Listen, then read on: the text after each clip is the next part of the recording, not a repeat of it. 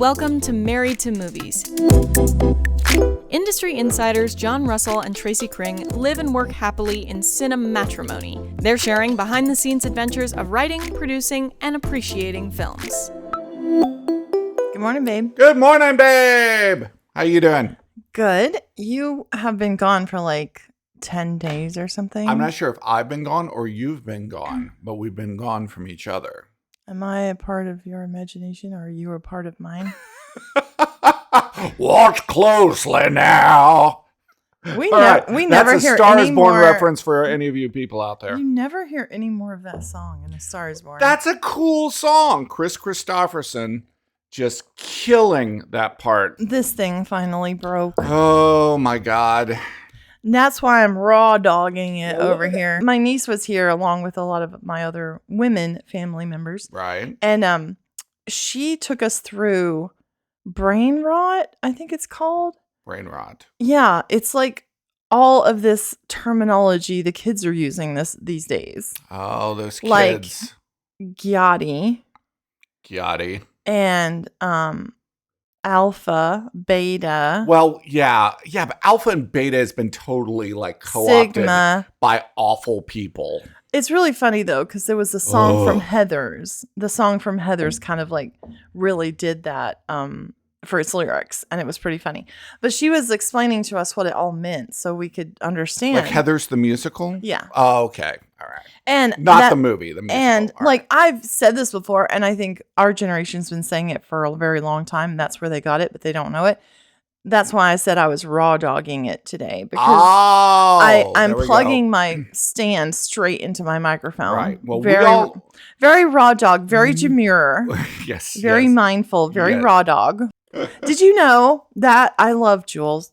So, she was like doing a TikTok where she was super duper crying because that person who was like, you took my demure, was like stealing the trademark. Yeah, there's controversy about this terminology. In my opinion, the amount of energy that you spend as a creator defending your creation or fighting for, your specific, just create something else. To me, it's like two things.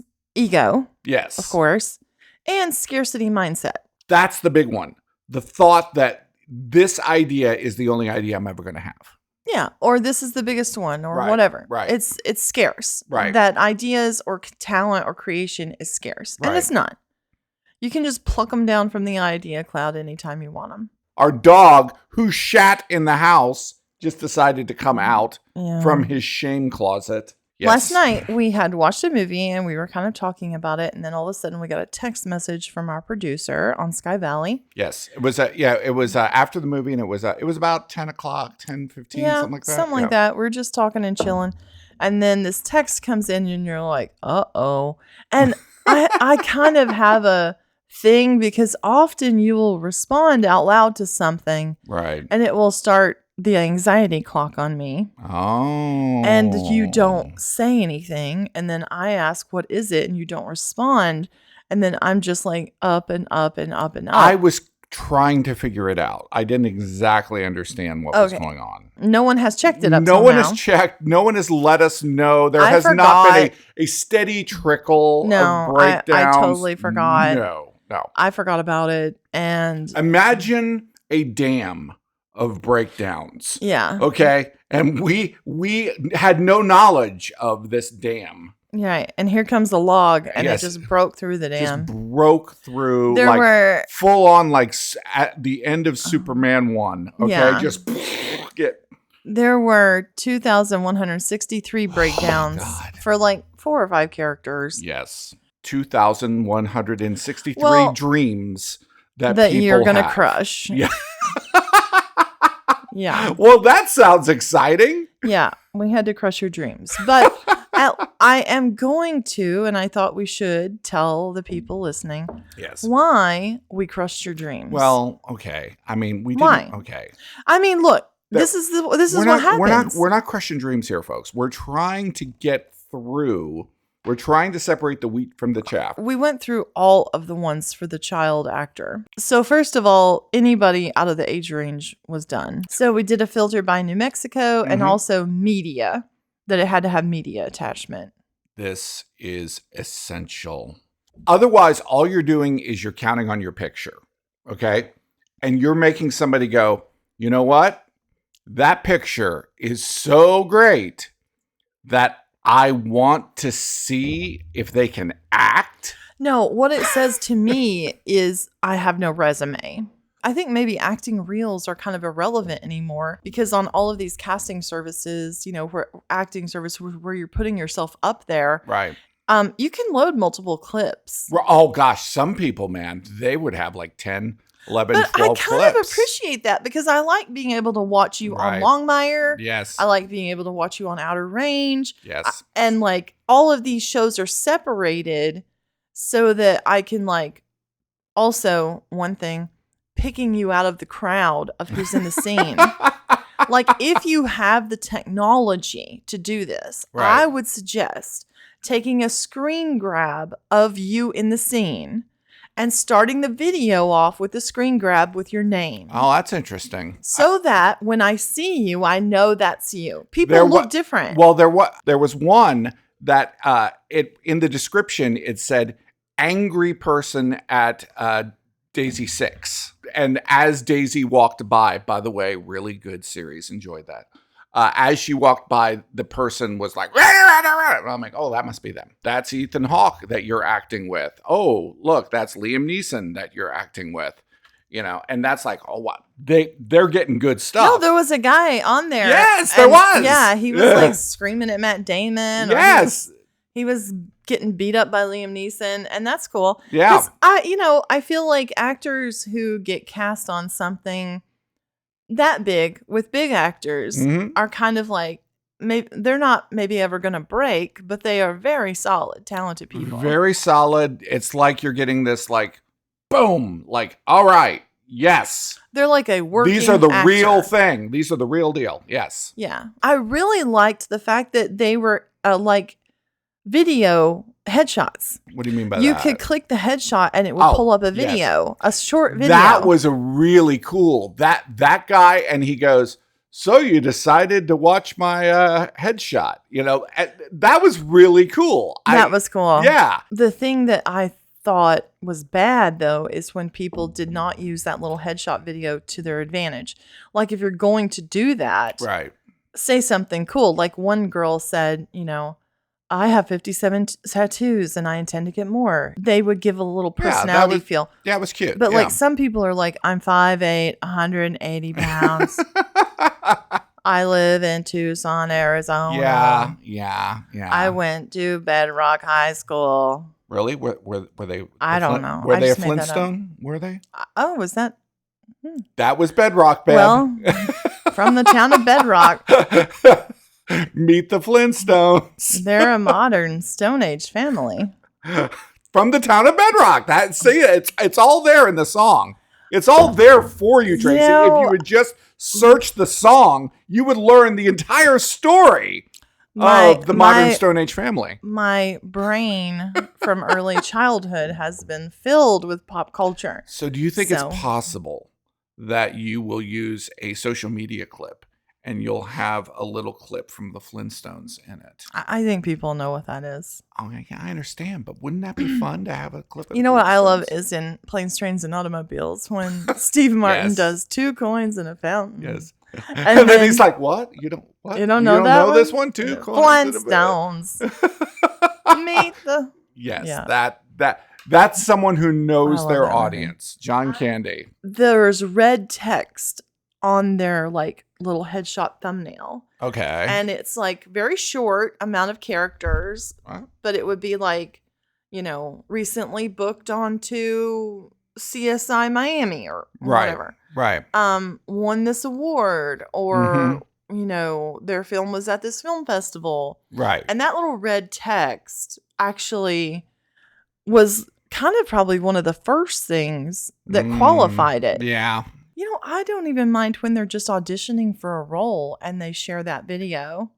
I really don't even mind that. Right. Because I'm just getting to see them straight. Yeah, exactly. Like if you're talking about if they show like one of their earlier auditions from something. That. I went to New Mexico for scouting. And you've heard of Burning Man. Yeah. Well, in New Mexico, they have Burning Butt. Oh, Burning The Butt. Burning Butt Festival. And that is because in New Mexico, there are a lot of green chilies. And I was not ready for those green chilies for the first couple of days. Uh-oh is right. The Burning Butt Festival. And it was unpleasant. And then I was fine. Well, did you have to eat so many green chilies? Everything has green chilies. Okay. Everything. They maybe has green chilies. Were they spicy? No, they weren't. Okay, maybe they just have a laxative effect. I don't know. Maybe. Sometimes they're a little bit spicy and sometimes they're not. Okay. Yes, but sounds yummy. They was really good. Yeah, the food was really, really good in New Mexico. And we were running around and we were scouting. Our producer had done a lot of legwork. He had done a lot of work. He had, things are very narrowed down. Very narrowed down. But it's a different thing when you're just looking at a picture as opposed to, you're here. You're seeing it. Yeah. You're seeing the distance between things. You're seeing, right, exactly. And then I can see things that, they didn't take this picture. We could utilize this, blah, blah, blah. So we were there for 4 days. After the first day, I told you, I was like, man, we're doing really, really well. This is great. And I said, no, you're not. No, and that's not what you want to hear. I said, actually, I think you're doing horribly. No, but we weren't doing horribly, Tracy. We were just not explaining it well. Okay, but I also, we've said this on the show before. I get mad at things. You were challenging some of our conceits. Well, yeah, mainly there were some ideas of places to go, and I was very not happy about how far away they were. How far away they were. Because if you went one place round trip, it was going to take 2 hours out of my day. 2 hours out of the day, hour there, hour back. Yeah. I mean, I'm just looking at the logistics of how long we have to shoot this, and I'm like, we can't do that. Right. But so I started to get pissed at you, but then what happened was I'm like, okay, I wish I could get to the place, I could evolve to the place where I no longer have to get mad. I just skip to the... But I don't want you to evolve, babe, because then you wouldn't be Tracy. Well, I think it would be better. Well, not better, but I think I would just be more efficient. No. If I could get straight to it. Don't do it. No. You just like my rants? I like rage Tracy. I like rant Tracy. I like fuck the world Tracy. I like that. Okay. We have to get there. There's plenty of her around. Yes, there is. To just be able to get to the point where I'm like, Idea Tracy. Where Idea Tracy is out there, solving problems. So we have a location that has been a bit of a bitch because what we wrote does not exist in New Mexico. It was like a 3 or 4 story, super old, hotel. One of those things from the 1920s or 30s. They have a lot of them. We are familiar with in those. The South, and they are more of a southern thing. They used to be a place for families to come. Right. They have indoor pools but you had some locations that were possible. But I was like, they're so far away. And then I was on the map, Google Maps, and I was like, well, there's a space museum in the same town. Yes. Why aren't you talking to them? And we had never considered the Space Museum. Well, and I think that happens because, when I have people come to my house, for visits or something, and I'm all of a sudden I have to think of something interesting to do around my house. I'm just there's nothing interesting. Yeah, here. What the hell's around my house? Yeah, exactly. And then someone else is they get here and they're like, well, what about this? And what about this? And what about this? Let's go to the apple orchard. Let's go pick cherries. I never heard of that. Yeah. And yeah, exactly. I feel like it was like that. It was kind of like that. I mean, he was familiar with it. He had gone to it before, but we had just never. No, I think they scouted it. They scouted it. No. There's pictures of it. There is? Yeah, they scouted that. Oh. Yeah. Okay. Yeah, they scouted it. Okay. But it just wasn't ever considered. We had never considered it as this location. Yeah. Like for this particular scene. For this scene. Yeah. Yes. And that's the thing that's really fun is like, okay, well, this scene was written for a specific thing, but what do we have? What are the possibilities of a place it could be? And really like being able, like, our producer had asked us, well, is there anything that you actually want to use the casino for? And you said, if we have a casino, we'll use a casino. Exactly. And it's like, we have a scene that takes place in a bar. Why not do it at the casino? Right. It's way cooler. Yeah, exactly. I'm not going to, it's, there's nothing written for a casino, so I'm not going to use this freaking casino because casinos are cool. Yeah. They look like money, folks. That's kind of what a casino's point is. Even when you've written the script yourself, if you can look at that script now as a product, just like anybody else would, and remove preconceived notions. Right. Remove your ego. Right. Remove the preciousness of what you think you've accomplished. And just let the universe give you the gifts. Yes. So it was a tremendous scouting trip. A lot of new ideas came forth, like the Space Museum, which, looks like a good possibility for us, and a whole bunch of other amazing people and, you and did great. Conversations. And I think you and the producer have pretty much almost locked almost. Yeah, almost. Right. And then I spent 4 days in Vegas, and my brother treated me like a god, and I never paid for anything. Oh, we went to the Sphere. Yeah, so cool. The Sphere delivers so hard. It's like you're walking into a future, I'm not even going to say futuristic. It's when you come into the Sphere, it feels like you're entering an alien spaceship. I mean, it's like one of the best things that they have. Well, first of all, they have 3 or 4 robots that are talking to you and giving you information and telling you about, you can ask one of the robots questions and it will answer them for you. Okay. So I'm not sure if that technology is really actually that amazing or if it's more basically like a, living computer or whatever. But what they do have is... What if it was like in Rocky where it was just moving around, but somebody was actually like Oz? Yeah. Somewhere and that's talking. possible too. They have these lasers that are... And it's like... it can create basically 3D images. Oh, gotcha. And oh my God, that is incredible. Just imagine it. It's 2 or 3 stories high of these 3D images moving around. And what are the images? Well, I mean, sometimes it's like a humanoid image or the inside of corpuscles and nerve endings. And I mean, there's all kinds of crazy stuff. Okay. Just visually. And Darren Aronofsky created a film. And it's like one of those, I don't know, you've seen those films like Koyaanisqatsi, where it's all about sort of the beginning of the earth and, and all about nature and creation. And then man comes and, shit goes sideways. Yeah. Yes, exactly. But it had kind of a spiritual bent to it. It had sort of like a modern Adam and Eve without it being, religious, which is kind of something that... Doesn't Koyaanisqatsi mean life out of balance? Life out of balance, yes. Here's the thing. Okay, so they were coming up, and we had gotten to the point where life had started to get out of balance, and then they were coming across, and I was like, oh fuck, that's a lithium mine.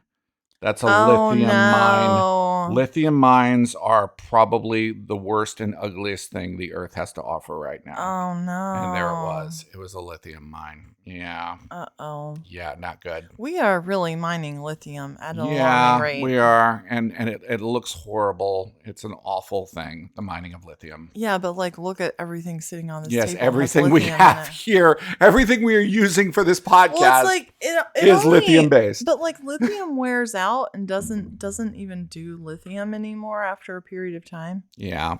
So it's a stopgap. For sure. movie was a life event. It was like unlike anything I had ever seen because those who don't know, the sphere, it's like you could see around you 270 degrees. Mm-hmm. And like in your chair, you can see all the way around. All the way up, over, behind. And there is... it's like a 4D experience because they have air. Mist and air. It blew my hat off. It blew your during hat a off. Storm. And I heard you got a little sick to your tummy. Oh, well, Well, see, what happens is when it's floating and then it goes down, you feel like the whole place is moving down. It's like your brain is trying to figure out what the fuck is going on. Yeah. It is trying to get some sort of handle on this. Sicky like that. Because it just is so, it's disorienting. It can be very, very disorienting. But they were like we were in an orange orchard and they blew like, the smell of, oranges, and it was an incredible experience. Oh, nice. Yeah, well, it was very cool. And you have to come to this. This is well worth it. You know who else is going to have an incredible experience? Who? Our characters in Origian. Interior, Lyra dining space. Emmeline and Matthew sit eating. Matthew watches her wrap fresh veggies around a protein bar. He tries it, and it does taste better. Where should I put my stuff? I could probably just find a corner or something. I don't like mess. We can make a pallet for you on the floor and switch out use of the bed every week. The floor's fine. That wouldn't be fair. Interior, shuttle garden. Space. Matthew is installing a level of planters above the ones that Emmeline has already cultivated. Emmeline comes in impressed. Matthew. The best part about this is that we're using the water twice. Whatever is not absorbed by the plant will trickle down below it. Emmeline. That's one of the things I wanted to talk to you about. Robbie on cue projects a list which she has dictated. You have a list? Oh, I hate lists. Why? There's never a list of good things or fun things. It's always what you need to do more of or what you did wrong. I like lists, and you didn't do anything wrong. We just have to work out a few things. What we need more of? The shower.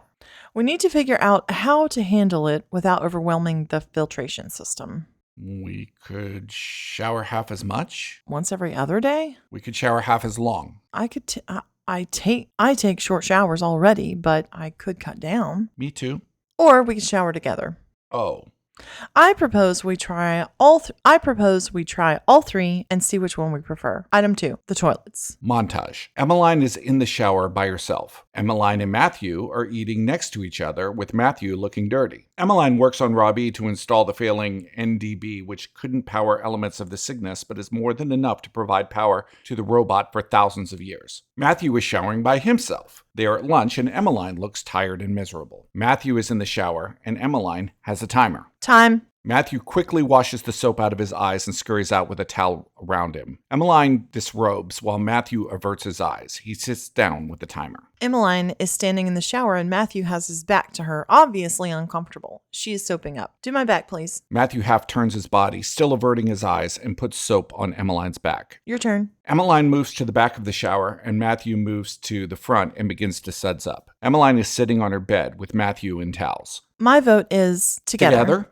Interior shuttle cockpit space. Emmeline is studying star charts and doing calculations. A screen pops up and flashes. Incoming message. Matthew, we have an incoming message. Matthew runs to the front of the ship. Is it from Earth? No, it's coming from just outside the Swan. Matthew gets really excited. I told you, this could be it. I knew it. It's weak. Let me see if I can adjust. Emmeline gets up and opens a panel and starts to manipulate dials. A video starts to tune in. It is a woman about their age. Is that Janine? Maybe. This is Janine Shapiro, captain of the Delphinus. I'm terminating my mission. Tell my parents, Agnes and Michael Shapiro, that I love them, and I thought of them right until the end. It's too far. Too much black. I'm as alone as anyone has ever been. I've tried, but I can't anymore. I will this to be over. If you're seeing this, then I hope you're stronger than me. I hope that despair will not consume you. Goodbye. Message ended. Replay. Emmeline, archive message and package for Earth transmission. I didn't know her really. She probably used the shot.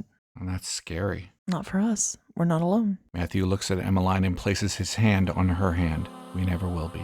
The first day that everybody was here, we went to Bloodroot for lunch. We got to talk to Noel some, and oh my God, we had some amazing desserts. And we ordered like one of every dessert, and we're really happy about it. And I am not you know me, I'm not a fan of pudding. This is true. I don't like that texture. You don't like pudding. I don't like it. Like if it were like pudding parfait, I still really don't. This pudding is so good. I would say it's worth the drive from wherever you live. Bloodroot is vegetarian. No, it's vegan. Vegan. What do they use to make pudding? I have no clue. Okay, fair enough. Magic. Okay. Yeah, sorcery.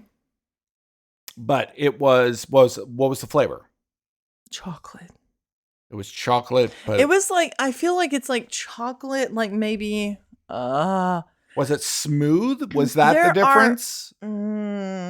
It was so moussey and light, and like there was enough air in it that it really like opens up in your mouth. It just like blooms chocolate into your mouth. Wow. It was so good. And like it just kind of like This is a great Yelp review. Yeah. No, there are certain things. Sometimes I eat something and I'm like, when aliens land, like if I ever like, oh, hi, alien, come live with me. Right. I would want to introduce it to certain things because it's like the quintessential thing. KO burger. In Chinatown. KO burger. It's like the ultimate hamburger. Now it's a smash burger. It's a smash burger, but I feel like as an example of a hamburger, it's pretty perfect. You know, I mean, it's got all of the burger flavor and it's got all the things you need in a hamburger. Some people say a smash burger loses the burgerness of it. They're full of shit and they've never had this burger. Go to KO burger and then tell me. Okay. And then like Levain, they have the best cookie.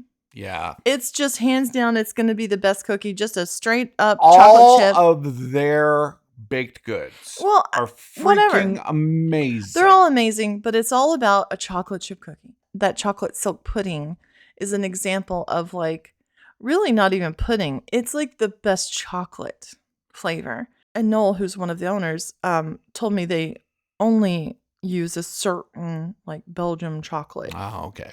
Before we got like inundated by breakdown services actors, we had just watched a really cool movie called Ghostlight. It was amazing. I am an independent filmmaker, but sometimes I don't like watching independent films. Sometimes. I have to be in the mood. You compared it to like Coda. It definitely would compare to Coda. And you made a great point, which was I said, I'm not going to spoil this, okay? Because right. I mean, it's kind of the whole movie. There was an element of it that I thought was really schmaltzy. It flew too close to the sun for me on the schmaltz. On the schmaltz. And had they like, if I was giving feedback on that script, I would have made a suggestion. I just been like, hey, it's falling into like really treacly territory. Right. And you should probably consider tweaking this little bitty thing. Yes. And what did I say? I said people love schmaltz. Right. And you said, do you want to be important or popular? Yes. Do you want to be important or do you want to be popular? And I was like, and can't you be both? You can be both, but there is that quality of the ending of your movie being satisfying. Yeah, having this but like I don't know. It's like honey falling all over you at the end. Why does satisfying all of a sudden turn into satisfying like a Hallmark movie though? Because that's what's satisfying. Can it be satisfying like a 70s movie? Where the main character kills themselves or are killed by the police? Or gets like raped or yeah. No, it can't. Because really the fact is that doesn't make it satisfying. It makes it important. It makes it like it makes it heavy. You know? You know, you're Paul Schradering the thing. Okay? But even Taxi Driver doesn't end with his death. The dialogue in this movie was excellent. It was not a showy movie.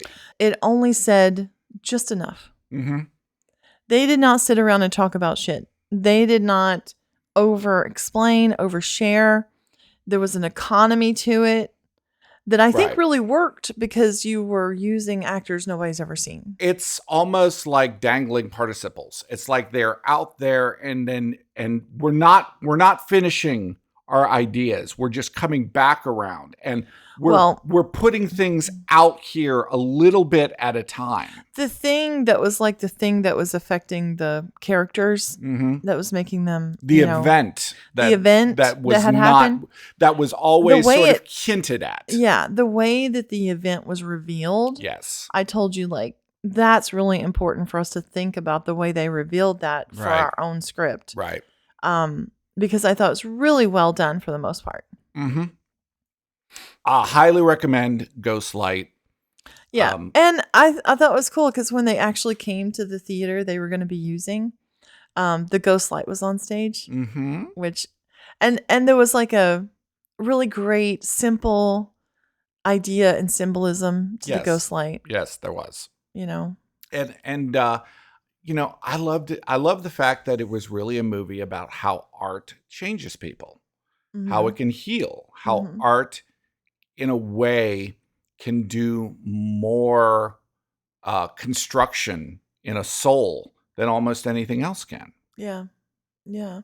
Well, it's like the way that it revives and gives hope back, was really, really beautiful. Yeah. It was really, I liked the movie a lot. I like the movie a lot. I like you a lot. I like being back here a lot. But you better like keeping the house clean a lot. Oh, geez. And this always becomes a thing in our marriage. Yes. And my judgment of you as a human. Oh, Jesus Christ. Wow. Did that take a turn? In order to have 6 or 8 people in your house staying over the night, you have to address certain things that go unnoticed or uncleaned the rest of the time. So my sister-in-law was here several days early and she really went to town on the house. She did. And scrubbed everything and just I love you reorganized for that. things. I love you for that. There were people that would be like, "Oh, I would never let somebody clean my house." I'm like, it's funny. Go for it, okay? I encourage anybody to come to my house and clean the fuck out of it. Here is the thing that I realize about cleaning. If you do not constantly clean up the little spots, the little messes, the little dishes as you are going. Oh, you're screwed. It just, everything, it just gets bigger and bigger and bigger and bigger and it accumulates. Dirtier and dirtier and dirtier. becomes an impossible task. Well, it becomes much harder. But getting yourself to, when you see a spot of coffee on the counter and clean that spot of coffee, that's a whole mindset, man. Well, it's discipline. It is. It's discipline. I hate and discipline. You suck at that. Discipline. You suck at that so much. I hate it. I feel really put together if I can look around and nothing's grabbing my attention, that it's a problem. We are attempting discipline. Well, I before you go to bed, just clean up your space. I make no promises. Well, the second I start not caring is the second you don't care at all. I make no promises. It's hard not to get romantic about movies. Thanks for listening to Married to Movies. Jon and Tracy will meet you for breakfast tomorrow.